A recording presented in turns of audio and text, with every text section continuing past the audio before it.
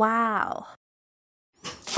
Welcome sa aming lutuan. Ito ang inyong simpleng kusinero. So ito ang mga ingredients natin guys. Ito ang aking paboritong isda, dalagang bukid.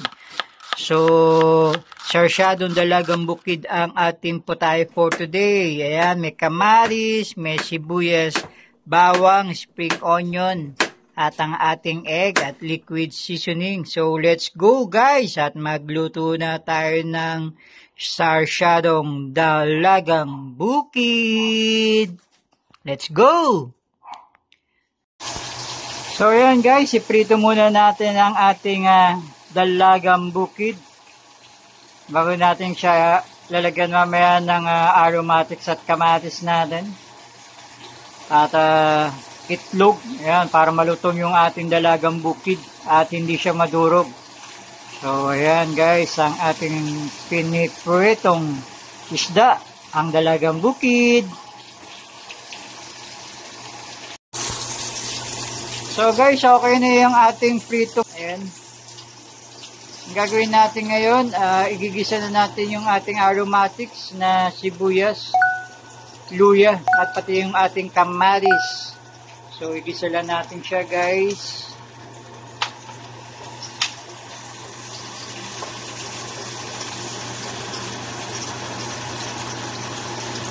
Ayan, ganyan natin siya ginisa. Tinabilang natin muna yung ating mga pritong dalagang bukid. So, ayan. Then, mamaya, ayan natin ng water yan. Pinakasabaw niya. So, natural na lang gawin natin sauce. Liquid seasoning lang ang pantimpla natin dyan at konting asin. Ayan. O, depende sa inyo kung gusto nyo ng patis. Ayan. So, yan ang ating ginisang aromatics at kamatis. It's another great day, another celebration. Welcome from Yummy Lutuan. Yeah.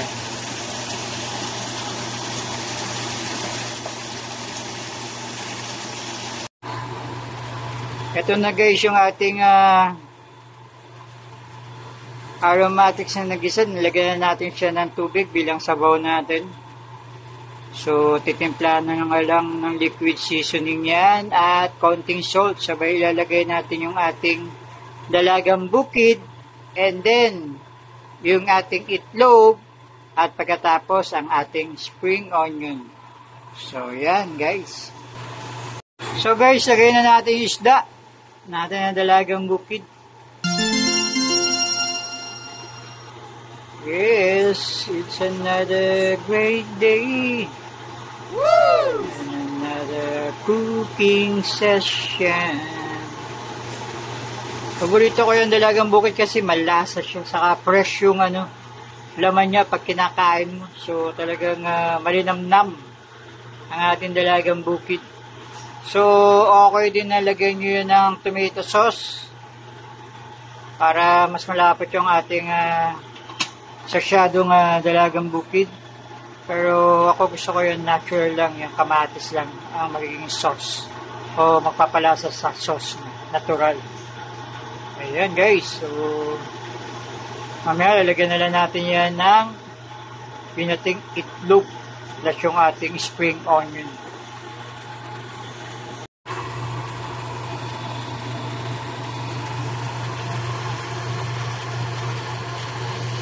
Okay na guys, ito na yung ating binating itlog, lagay na natin.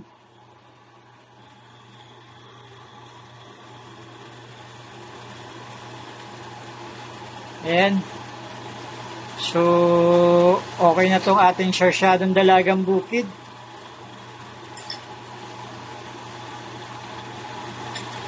Ayan, pakuluan lang natin ng konti para maluto na rin ang ating itlog.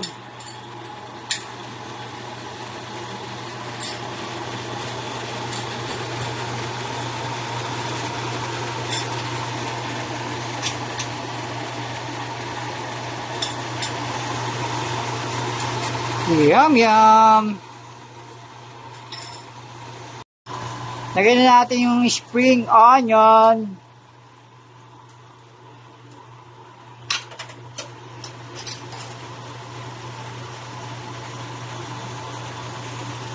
Isa na namang masarap at simpleng putahe ang ating naluto sa ating yummy lutuan. Kung nagustuhan nyo ang ating video, follow me more. Yan na po ang ating sarsyadong dalagang bukid.